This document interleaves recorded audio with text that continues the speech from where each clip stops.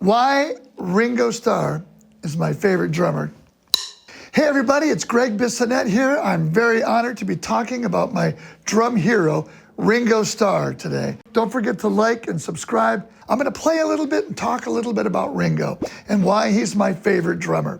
When I was a kid, I fell in love with the Beatles, hearing them on the Ed Sullivan Show. My parents took us to the drive-in movie theater in Warren, Michigan to see A Hard Day's Night. Wow, with the girls chasing them down the street. They chase them into a train and magically instruments appear. And so anyway, my dad in Detroit, Bud Bissonette, was a drummer, and he got tickets to see the Beatles because he was playing a gig with his band at the Ambassador Hotel where the Beatles were staying. And he came out and there were thousands of screaming girls. He said, "What's going on?" And the food and beverage manager said, "Bud, the Beatles are staying upstairs." The Beatles?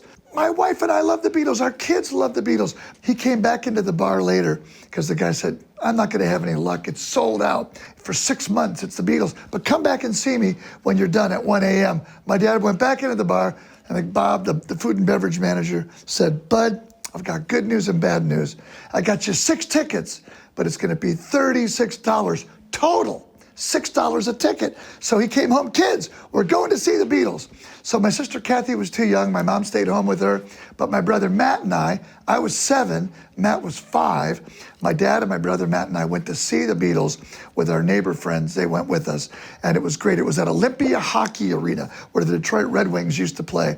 And because my dad was a drummer, my eyes were just fixed on Ringo. Who would have known, I sure wouldn't have known, that years later in 2003, I would start getting to play double drums with Ringo. But here I am in Ringo and the Roundheads, and right over here is Ringo on his drums, and I'm just freaking out going, I can't believe I'm playing double drums with Ringo. So I've learned so much getting to play double drums with him. I've got this bird's eye view, and I can see his bass drum, I can see his hands so well that my goal is to lock in with my favorite drummer. And he's my favorite drummer for many reasons. He's got the most amazing swing to his playing. He's got the most amazing groove and dynamics. Sometimes on the verses of a song, he'll play in the middle of the snare, but on the choruses, I'll see he's going to the rim shots on the choruses, then back to the middle on the verses. Who does that? I'd never even known about that. I went to music school, middle of the snare for the verses, rim shots for the choruses. But I'm gonna start right now with a song that's very, very important to me, because this is one of those songs that when you hear this drum beat, you just know what it is just by hearing this drum beat. Ed, can I bug you to come over here for just a second? Ed's a great drummer. He's even got a brass, copper, aluminum, and steel Q Drum Co. shirt on. Ed, what beat do you think this is, just off the top of your head? Which one? That took him literally 2.5 seconds. That classic beat, the way that beat, when you hear the guitar, ding, ding, ding, ding, then you hear Ringo playing the drums, that beat is rhythmically melodic, and it goes so well with the song.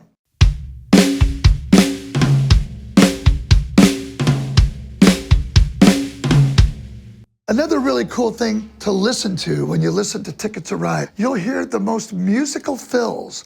Fills that are, there's one fill that goes like this. She's got a ticket to ride. We call those sextuplets, 6 notes, sextuplets. 1, 2, 3, 4, 5, 6, 1. She's got a ticket to ride. Another one Ringo does a lot are double stops. That is hard to do. It's kind of like a fast single stroke roll.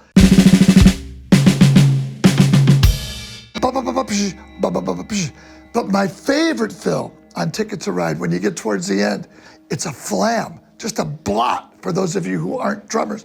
Blop, play a blop. She's got a ticket to ride. Ah! I love that fill. It's so musical. It's for the right part right in the song. After you've heard the sextuplet, you've heard double stops, then you hear blop. So listen to Ticket to Ride again. I'll jam on it for just a second.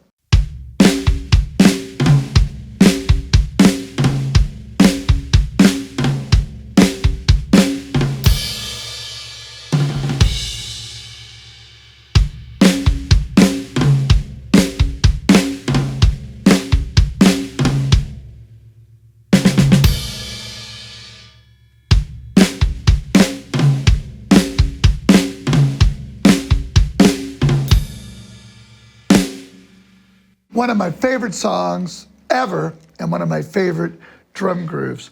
Another one that I heard when I was just a young lad was She Loves You. She Loves You starts with a rack tom fill, and then it goes over to the floor tom. Ringo was riding on the floor tom. He was the first drummer I ever heard that was riding like your ride cymbal on the floor tom.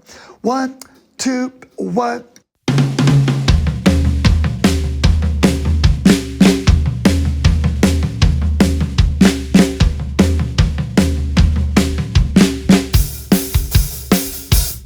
She loves you, yeah, yeah. And that groove riding on the floor tom. Ringo loves the floor tom. One of his favorite drummers of all time is the great Cozy Cole. Cozy Cole, Topsy. You'll hear this great floor tom groove.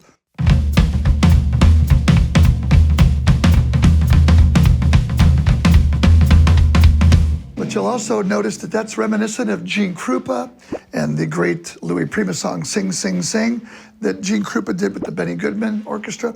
So riding on the floor tom, I really got into riding on the floor tom because of Ringo. I also want to talk about the song Tomorrow Never Knows. And what's really interesting, if you think about the original groove Ringo played on Tomorrow Never Knows,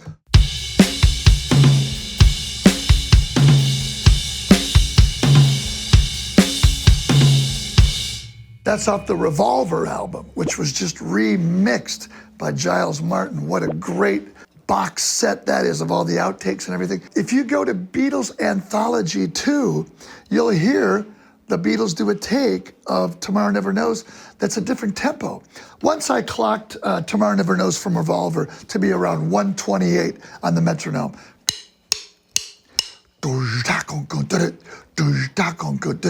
But on the Beatles Anthology 2, I clocked it around 118, and Ringo's doing a crush roll on 4 and a slower beat like this.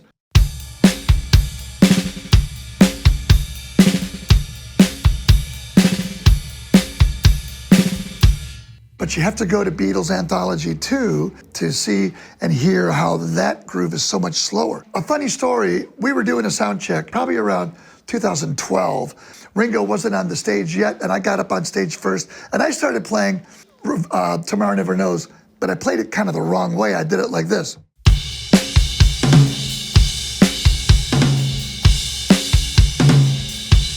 And the band started joining in, and we're jamming along, and Ringo got up on his drums and started playing it the right way with his left hand, so you don't break the flow of the ride cymbal. And I said, wow, you're playing that tom-tom, did it with your left each time. Well, he's left-handed, and he's got a stronger double with his left hand than I do. I'm right-handed. He says, yeah, why wouldn't I? I don't want to, kill the ride cymbal, washing the crash to come over on the rack tom, and I'm left-handed, he said. So he gave me kind of a lesson that day that it's left hand on the rack. Drive My Car. A lot of times if you're in a band as a drummer, you're thinking, how am I going to count this song off? Where does this fall? Well, the guitar part on Drive My Car, bo bo ba ba bo be bo ba ba ba ba ba ba. Where does that fall in the beat? After a lot of work, I finally, years ago, figured out that it starts on the and of 4. 1, 2, 1, 2, 3, 4. Ba ba ba ba bo ba bo ba ba ba bo. So that in itself was, wow, okay, got it, and a 4. But listen to the fills that Ringo does, where the breaks go, you can do something in between. He's not going, filling all through the vocal. He's playing rhythmically melodic with the vocal. You can do something, this is what he does. Or something like that. 8th notes that are just grooving and continuous and support the vocal instead of getting in the way of the vocal. So many of those really cool grooves and fills you'll hear. One of the bass drum patterns that I seem to hear the most, if you had to say, what's the bass drum pattern you hear the most? Some bass drum patterns are this. Some bass drum patterns could be. Some could be.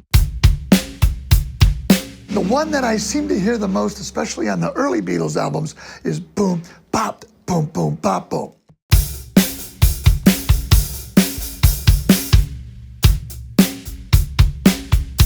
A lot of these songs, you'll hear that pattern. You'll hear all kinds of patterns because Ringo's playing so musically along with Paul's bass. But let's go to another song. Let's see if you can guess in the audience. Here we go. One hi-hat per bar. Very hard to do.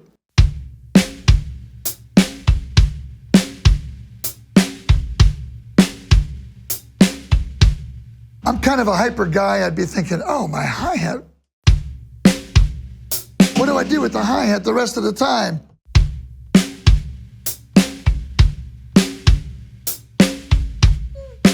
What do? Well, you just hang out and you have that discipline and that musical taste.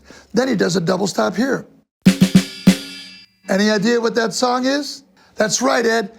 In My Life, there are places I remember. One hi-hat per bar.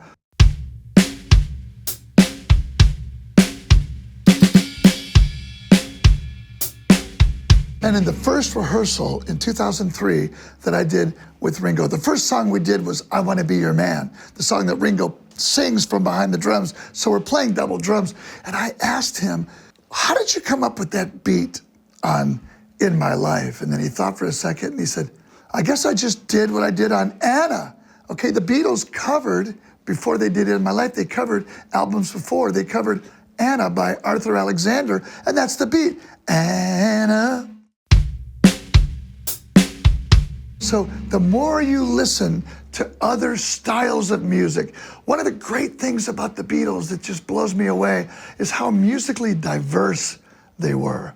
I mean, they grew up playing and listening to all kinds of different music in Liverpool. I know Ringo mentions that his stepdad, Harry, he had all kinds of big band albums, and Sarah Vaughan, and Paul's dad was always turning him onto all these great songs around the piano and singing great torch songs, musicals, all kinds of songs. They went to Hamburg, and in the Cavern, they were playing Little Richard and Chuck Berry and all kinds of rock and roll, early rock and roll. But when they were in Germany, they were exposed to lots of other songs that were big over there too. And so pulling from musicals, songs like Till There Was You from The Music Man, and the musical diversity, the odd times that go in there. Sometimes there'll be 6 4 bars, 2 4 bars, 3 4 bars. Listen to the great George song, Here Comes the Sun. 1 2 3 1 2 3 1 2 3 1 2 1 2 3 4. Here comes a 1 2 3 1 2 3 1 2. Here we. All kinds of odd times going on. The great classical composers of the day, look at Bach. Bach not only was into his native German classical music, but he listened to all kinds of other types of classical music and was influenced by lots of different other great classical composers. That's what the Beatles did. They listened to all these different genres. And that's what I want to do as a musician. And the best musicians that I play with, guitar, bass, drums, keyboard, horn players, singers, they are as stylistically diverse as possible. One reason is I just love all different styles. Another one is that's how I work a lot. I have only played the drums my whole life. I've never had another job. And I think it's because I was raised listening to all kinds of different music, and I really am inquisitive, and I studied an awful lot. I still take drum lessons. I love to teach drum lessons, but I love to take drum lessons. Let's go and do one more song. Let's put some tea towels on these drums. If you've seen the Get Back documentary, The Beatles Get Back, you'll notice that Ringo, the Beatles were drinking tea a lot down in the cafeteria, I guess, and when the ladies were cleaning the tea towels, when they were cleaning the teacups, I think he would just borrow them and take them up to the studio at Abbey Road or wherever they were going. He had tea towels. You could take just dish towels at home. And here's a song that you'll know. If your guitar and bass player started playing a groove that went boom, boom, ba-da-da-da, what could you play rhythmically that really went along with that? How about this?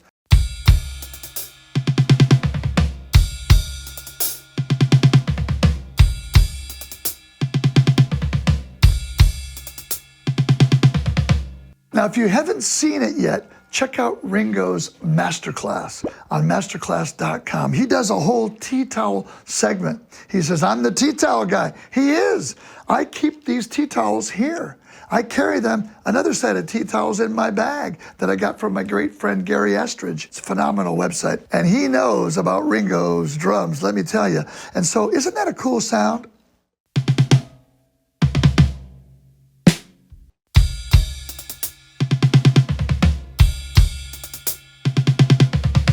One of the really cool things is the verses. He come on flat top. Ringo chooses to just play floor tom and bass drum. Nothing on the snare, nothing on the hi-hat. 3, 4.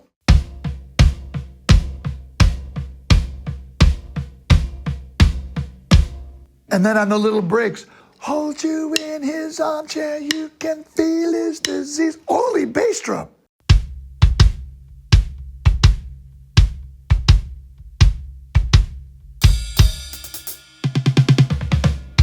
So what happens in the choruses? Come together.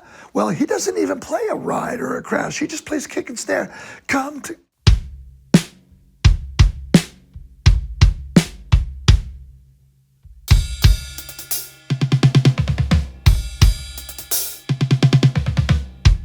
Playing double drums with Ringo and doing so many shows and getting to talk about music and talk about life and become a really great friend of Ringo's. I've learned so much.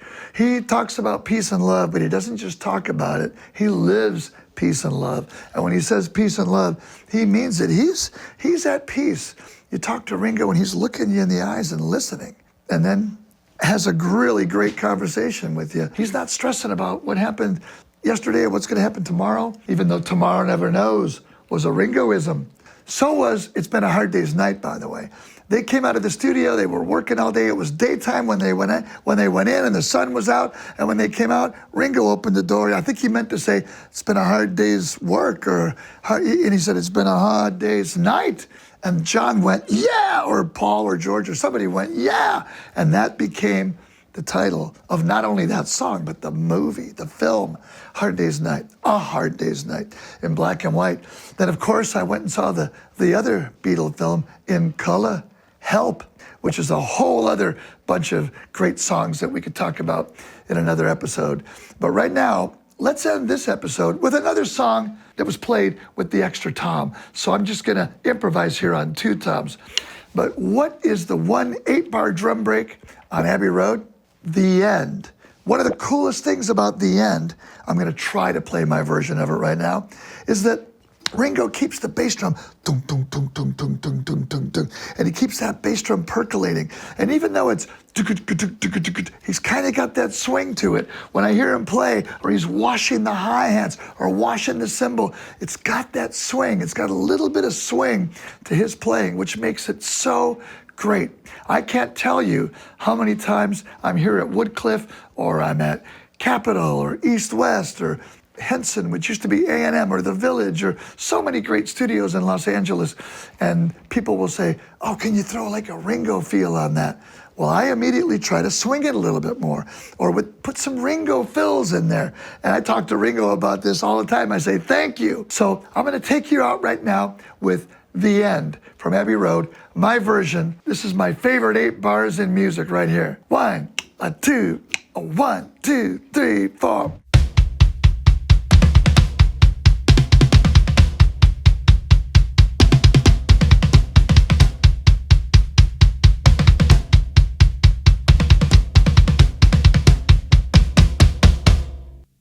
When I hear that, I just go, yeah! You can pretty much put a metronome to that, and it's right in the groove. Please, I urge you to subscribe today. I'd love to have you subscribe to my channel.